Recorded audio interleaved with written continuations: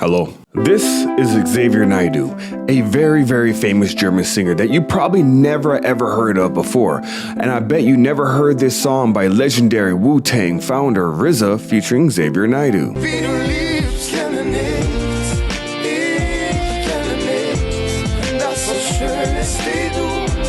You see, you may not know who he is, but he rose to the top of stardom after failing in the United States, and he became Germany's version of Kanye West from the 90s and early 2000s. I'm talking about, college dropout era where he just revolutionized the music industry. I just told you who I thought I was, a god.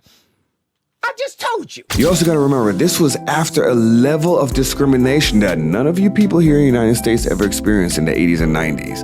Nigga, please. It was a unique type of hate. About anti-Semitism, recognize that it is a unique hate. Got him! We were in an era of transition where us half-breeds and minorities were finally getting real, genuine love from Germany. The type of love that made you proud to be a German. Not too much love, okay? Because we all know where that can lead with Germans when you love your country a little too much. We gotta find a balance, you dig? Imagine the ascent of a German musician that didn't have the appearance of a conventional German stereotype to then becoming the quintessential voice of Germany. It's an extraordinary achievement that not only elevated our hometown Mannheim on the European stage, but he also used his fame to propel his friends' musical careers by forming a band and becoming the leading voice of Sons of Mannheim, in German, Söhne Mannheims. Again, defying all odds by mixing multiple cultures into one, delivering a unique sound to Germany. I didn't even realize how popular he was. And like many celebrities, he also had his share of controversy with the law, like his 2000 arrest for driving without a license and for dry snitching on himself, saying that he's an avid MJ user, which prompted the authorities to raid his apartment and found 50 grams of MJ. Yeah, dude was a big pot smoker, and he was not shy about it. They were treating MJ like the thing you do where you put the stuff in the needles and stick it in your arms. You know what I'm saying. I don't want YouTube to censor me. They censored my last video. Luckily for him, he avoided nearly 2 years in prison and 100,000 D-marks and fines, but it also put eyes on his band, and they would occasionally get arrested as well and got caught with MJ. I hope y'all know I'm not talking about Michael Jackson. Nevertheless, that did not stop his momentum as a solo artist and as a lead singer of the Söhne Mannheims. And if you're wondering what all his songs are about, it's about love, loss, God, and anti-establishment rhetoric, mostly referred to Babylon, like Bob Marley did. He was on a roll until 2015, when it was announced that Germany nominated Xavier Naidoo as Germany's contestant for 2016 Eurovision Song Contest. It was a big deal and a huge honor to be nominated as the person who's going to defend the title as the best singer in Europe. But there's always a but on my channel. This is the worst. A song Xavier made with rapper Kool Savas. They actually made a whole album, was imitating the Distant Relative album by Damian Marley and Nas. Y'all remember that? That was a widely underrated album, right? Y'all listen to that album? I digress. That album that Xavier and Kool Savas released had a song titled Wo sind sie jetzt, translated to Where Are They Now? Link to the translated lyrics are in the description below, but somehow this song, which has some sort of conspiracy theory elements in it, I will not deny it, I listened to it, it does, but somehow it became a song that was deemed anti-Semitic, racist, and homophobic. Y'all already know where this is going, right? People slowly started distancing themselves from Xavier and began analyzing his songs, his opinions, and his political affiliation. Fast forward to 2020, by this point, people began calling Xavier crazy, a nut job, someone to stay away from, a parasite. And they had an issue with his political association, which aligned with the right-leaning conservative movement, which for Germans, which is kind of a scary area to be in. In America, right-leaning people are considered racist. And in Germany, right-leaning people are deemed... Do I gotta say it? So associating yourself with a party like that makes people feel very, very nervous and uncomfortable, although they have specifically stated multiple times that they are not the same party from 80 years ago and that they are just a party for the Germans. We're here today because there's a shift to a more right-wing approach in politics in Germany, and that's horrifying. I think it is the duty of all of us to be here today against the AfD, against hatred and rabble-rousing. We know that the AfD is already quite popular nationwide in Germany, and it's important to stand up against fascism, against anti-democratic ideas, against Nazi ideas. And let's just ignore the fact that Xavier clearly isn't a blonde-haired, blue-eyed Aryan. The guy is literally half Indian, half Ethiopian. Just the furthest thing from being what you would think I was trying to come up with a replacement word for the soldiers. I really wish YouTube wouldn't be so difficult with the censorship. Nazi ain't got no humanity. Are we the baddies?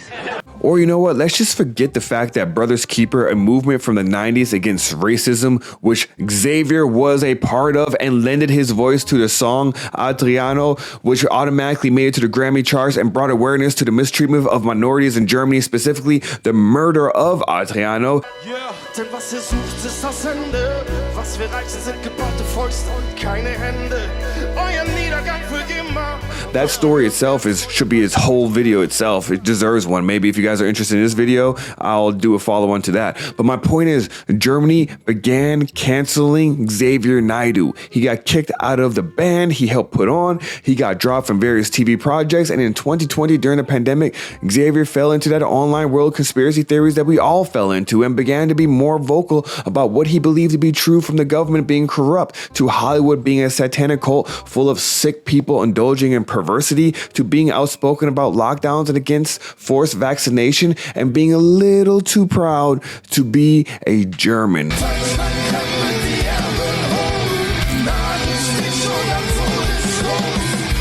AKA, he was getting sick and tired of all the immigrants coming into Germany and taking advantage of the system and committing crimes against Germans and then just getting away with it.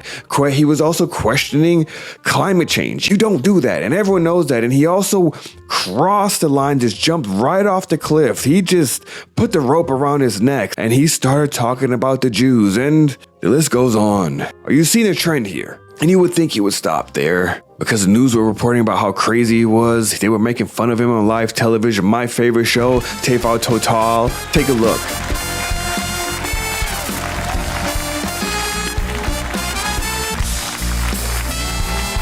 Who the f is that guy? That's not Stefan Raab. That wasn't the host when I was watching. Like, who is this guy? But he didn't stop there. He wouldn't shut up. And he kept going. And in 2020, he voiced publicly the intent to sue the German government over faking the pandemic. And that's when he just disappeared. Poof. Radio silence. Gone. No one heard from Xavier for nearly 2 years. ZDF, a popular TV station, put together this Oscar-worthy documentary on the disappearance of Xavier Naidoo. I hope we caught the sarcasm there. The doc was an attempt to continue to basically damage his reputation and remind everyone why they should stay far, far away from him. This documentary was so weird, honestly, because they went as far as like stalking him, using AI to try to identify where his videos were shot from in 2020, and they came up with the location and they tracked him all the way down to Spain, where he was living at the time, with an attempt to try to corner him and interview him. It was really weird and just kind of creepy, because you kind of saw through that this was just a fluff piece. Spoiler alert, by the way, is they never were able to track him down. Yeah, Germany's stalker game isn't up there like TMZ and stuff. Like they gotta go through training in LA. They need to understand what it really means to be a true stalker. They gotta watch You season 1 and 2 and 3 consistently in the loop. Gotta watch that for like 6 months. Really understand how to track people down and stalk them. Hollywood is weird, and America's weird with that shit. Los Angeles, everybody wants to be star. You have to be the best. And never give up. In the midst of them actually shooting this documentary, because it hadn't aired yet, Xavier Naidoo reappears on Instagram with this. Servus, ihr Lieben. Ich melde mich heute bei euch, weil ich zu etwas Stellung beziehen möchte. Sorry, my bad. I forgot you probably don't speak German. So this is essentially an apology video, and he says that he lost his ways and he didn't mean to hurt anyone. He also mentions that he has distanced himself from the right-leaning political movement and all of his conspiracy theories. And then, yeah, that was pretty much it. He loves everyone, and then nothing. Poof, he disappears again. Magic. Real magic. You're probably curious why I'm recounting the tale of the Kanye West of Germany, aren't you? I know. So listen, I'm going to try to tie this all together, but the main reason I'm sharing this story is kind of for a personal reason. So I was watching this FD Signifier video about hip-hop original industry plans with a heavy focus on Kid and Play. Y'all should definitely check that out. I don't know if y'all remember Kid and Play, but it was a pretty good story. And it got me to thinking, and it made me realize how easily narratives can be built around people without really even understanding their whole story and their journey. And I realized that Xavier Naidoo's story hasn't been told properly, but not only that, I'm telling you this story because I actually knew Xavier Naidoo. Xavier Naidoo is an old buddy of mine, a former acquaintance before I left Germany in 2006. That's the year that I started my life all over. I completely cut out my past and I started fresh. And honestly, to this day, I regret the years of the communication and relationship building I missed out on due to my own little stupid immaturity and selfishness. I'm even losing my native language right now. Do you understand what that means? I'm fluent in half-ass German and half-ass American. I mean English. I'm making this video because Xavier Naidoo has always been a good dude to me. I've never had any issues with him. He's always been a solid dude. Just coming to the store that I worked at all the time, we would chop it up because we were two half-breed dudes who spoke German and English. So I think he also respected the fact that I didn't know who he was and just treat him like a regular person. But I did not realize how famous this dude was until he invited me to one of his shows. And my God, he's famous.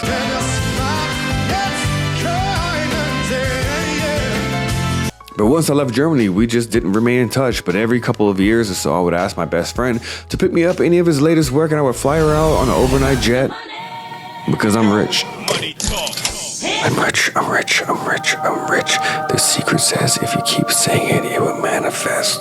And occasionally I would, ask my best friend if he's still a savage out in Germany. And you're probably wondering why I didn't just hit him up myself. Well, because at this point, it's been years went by, and I was just an acquaintance, like a coworker. And to be honest, I'm not even sure if he would even recognize me now the way I look now, because I look completely different. To be honest, back then, he probably thought I was Trevor from O-Town. I legit had Germans constantly coming up to me and thinking I was him.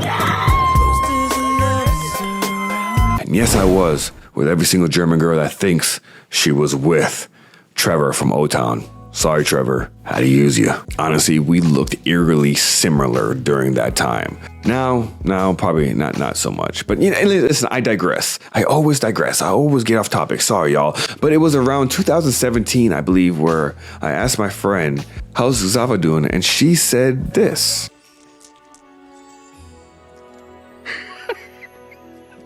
He really did lose his marbles, didn't he? Yeah, he lost them good. So I jumped on Google, and sure enough, the cancellation began. And it just seemed like a roller coaster had already reached its peak, and then it's just crashing down. During this time, honestly, I did attempt to reach out to him with no avail. And I tell you this story because Kanye West stole freaking Xavier Naidoo's whole entire story and identity. Don't let that clown tell you otherwise. There is nothing original about Kanye West. Even his anti-Semitism, he stole it. He stole it. He stole it from that great late. I'm sorry, I am ashamed. I apologize. I had a temporary blackout caused by the German rage within me. Entschuldigung. On a serious note though, as much as we complain about freedom or the lack thereof, we got to remember that we actually have it pretty good here, even with the suppression. Look at Xavier, one-of-a-kind star that was hailed as German's voice to becoming a disgrace for having an opinion different from the mainstream. This is some canon shit over there, and I love Germany with all my heart. I really do. I love that place. I want to move back so bad, but that is some straight up bull to see what that country did to him, which proved many of his conspiracy theories, by the way, by not trusting the government and the media. I mean, was he wrong about the vaccines? It's 2024. Can we all be honest now? He wasn't wrong. That's a lie. And I'm definitely seeing the immigration problem over there, and because it started up right before I left. And I know about all the not so kindly interactions between the two different cultures. In short, what did he really do to lose his livelihood and everything he created over an opinion? Seriously, what did he do that was so bad? He didn't really even hurt anyone besides soft-ass people's feelings. But y'all definitely hurt him. Is he a weird guy? Yeah, he was a little odd, but so am I. I am a 40-year-old grown-ass man sitting in my room trying to be funny on YouTube. It takes a type of weird person to do that. I think I want my money back. What if I told you that I believe in second chances? And maybe he does as well. Because Oliver Pocher, I don't know who that is, but I guess he's some popular entertainer out in Germany. Super famous, 1.5 million followers on Instagram, I think I saw, or something. The guy seems to be really popular. But he was doing a show, and just like that, Bigfoot reappears on stage. Meine Damen und Herren, ich will ja nicht zu viel sagen, aber Xavier Naidoo ist in der House. Guess who's back? Doing what he was born to do, sing his ass off. Wo willst du gehen? Denn es macht jetzt keinen Sinn, fortzugehen. Ich halt dich fest, such dich nach Ost, Süd und West, dich anzuflehen, nicht vorzugehen. So now, it's up to Germany to decide if they believe in second chances. And I hope they do. Can you give me another chance?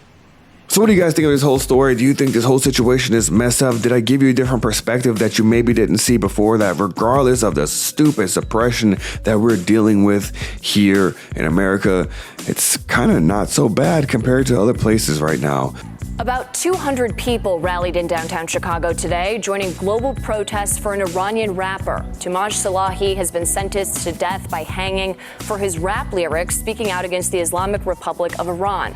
But it's also showing the path that we're going down. We're arresting protesters, peaceful protesters. Both the left and the right are locking up protesters. People are getting fired and losing their jobs. People are being banned from places for being anti-Semitic. Things are heading into the direction of Germany. And so far, I think in the United States, the worst we've ever seen for a cancellation of just a crime of speaking, just saying things.